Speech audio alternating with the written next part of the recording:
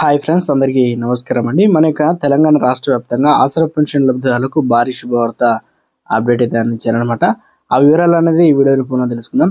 ముందుగా వీడియోస్ అన్న ప్రతి ఒక్కరు కూడా లైక్ చేయండి. చాలా మంది వీడియోస్ ఉన్నారు కానీ సబ్స్క్రైబ్ చేసుకోవడం లేదు. దయచేసి వీడియో కింద సబ్స్క్రైబ్ బటన్ ఉంటే దానిపైన నొక్కండి, సబ్స్క్రైబ్ అవుతారు.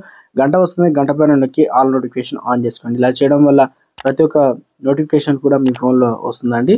ఇక లేట్ చేయకుండా వివరాలకు వచ్చినట్లయితే, అంతకంటే ముందు తెలిసిన వారికి, బంధుమిత్రులందరికీ వీడియోని షేర్ చేయండి. మన యొక్క తెలంగాణ రాష్ట్ర వ్యాప్తంగా ఆసరా పెన్షన్ తెచ్చుకునే వారందరికీ అప్డేట్ అయితే అందించారనమాట.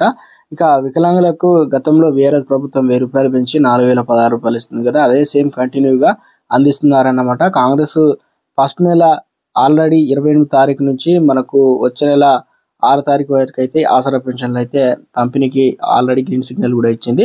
ఒక జీవో కూడా అన్ని కలెక్టర్లకు ఆదేశాలు అయితే అందించాయన్నమాట. వారి వీలుని బట్టి డబ్బులు కూడా అందిస్తున్నారు. ఇక తెలంగాణలో మిగతా అన్ని కేటగిరీలో వారికి ₹2016 అయితే అందిస్తున్నారు. అవి కూడా ఆ డబ్బులు అయితే ఈ నెల అందిస్తారనమాట. సో మొత్తానికి ఆసరా పెన్షన్లు మనకు 28 తారీఖు జీవో రిలీజ్ కావడం జరిగింది. దాదాపు మనకు ఈరోజు 30 తారీఖు కాబట్టి మొత్తానికి 2 రోజులు అయితే గడుస్తూ ఉంది. కొన్ని చోట్ల ఆల్రెడీ ఆసరా పెన్షన్లు అయితే అందిస్తున్నారు, కొన్ని చోట్ల ఇంకా ప్రారంభం కాలేదు.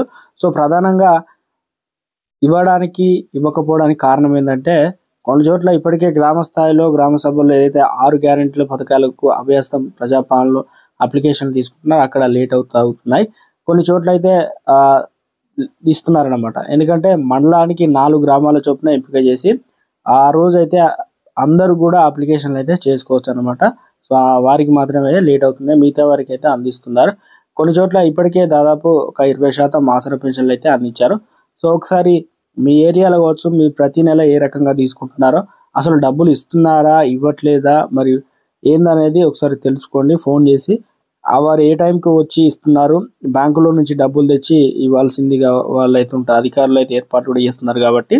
సో మొత్తానికి పోస్ట్ ఆఫీస్లో అయితే గ్రామ స్థాయిలో పోస్ట్ మ్యాన్ అయితే అందిస్తారు, పట్టణాల్లో అయితే ఖాతాలు ఇస్తున్నారు కాబట్టి ₹1 చిల్లర తీసుకపోతే మనకు ₹4020, అదేవిధంగా ₹2020 అయితే అందిస్తారు కాబట్టి అడిగి కూడా తీసుకోండి.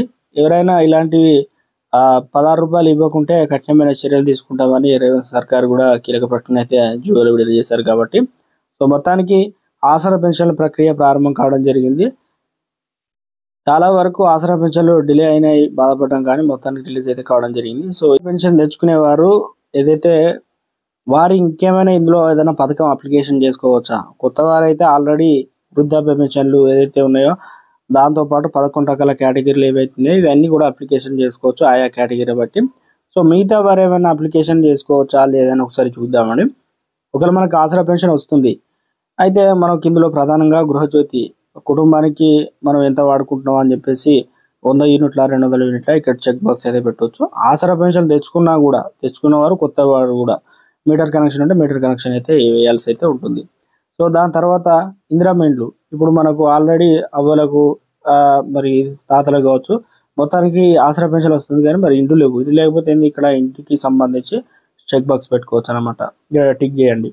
దాంతోపాటు రైతు భరోసా అంటే ఇప్పుడు తాత అవ్వ ఉంటుంది, భూమి ఉన్నది, ఆసరా పెన్షన్ వస్తుంది, మరి రైతు భరోసాకు అప్లికేషన్ చేసుకోవాలంటే చేసుకోకపోతే రైతు బంధు డబ్బులు అయితే రావు కదా. అందుకని చెప్పేసి రైతు కూలీకి ఇక్కడ చెక్ బాక్స్ పెట్టాల్సి ఉంది. ఒకవేళ కౌలు రైతులు అయితే కౌలు రైతుకి ఇక్కడ పట్టా పాస్ పుస్తక నెంబర్ ఇవన్నీ కూడా వివరాలు అయితే నమోదు చేయాలి.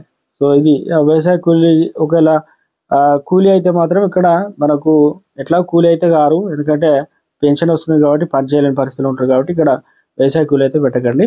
ఇక మహాలక్ష్మి పథకానికి సంబంధించి ఏదైతే వికలాంగులకు పురుషులు ఉంటారు కదా, వారికి భార్య ఉంటుంది, ఆ భార్యకు మహాలక్ష్మి పథకానికి అప్లికేషన్ చేసుకోవచ్చు. గతంలో కాంగ్రెస్ ప్రభుత్వం చెప్పింది అత్తకు ఏదైతే ₹2016 లేదంటే అది డబుల్ చేస్తే 4000 అవుతుంది కాబట్టి కోడలకు ₹2500 వస్తాయి కాబట్టి ఇది వర్తిస్తుంది. ఇక్కడ చెక్ బాక్స్ పెట్టుకోవచ్చు. ప్రతి ఒక్కరు ఇప్పుడు ఆసరా పెన్షన్ లబ్ధిదారులు అందరూ కూడా అప్లికేషన్ చేసుకోవాల్సింది ఏంటంటే ₹500 గ్యాస్ సిలిండర్ ఉంది కదా, ఇది అప్లికేషన్ చేసుకోవాలి. గ్యాస్ కలెక్షన్లు, సరఫరా ఎన్ని వినియోగిస్తున్నాం ఏందనేది ఇక్కడ మనం అయితే క్లియర్గా మెన్షన్ చేయాలి. సో మొత్తానికి ఆసరా పెన్షన్ లబ్ధిదారులకు ఇది అప్లికేషన్లు అయితే చేసుకోవచ్చు అనమాట. ఇదొకటి. గృహజ్యోతి కరెంటుకు సంబంధించి ఇందిరమ్మ ఇండ్లు లేని వారు వాళ్ళు ఇవి ఆసరా పెన్షన్ వచ్చినా లేకపోయినా కూడా అప్లికేషన్లు అయితే పెట్టుకోవచ్చు అనమాట.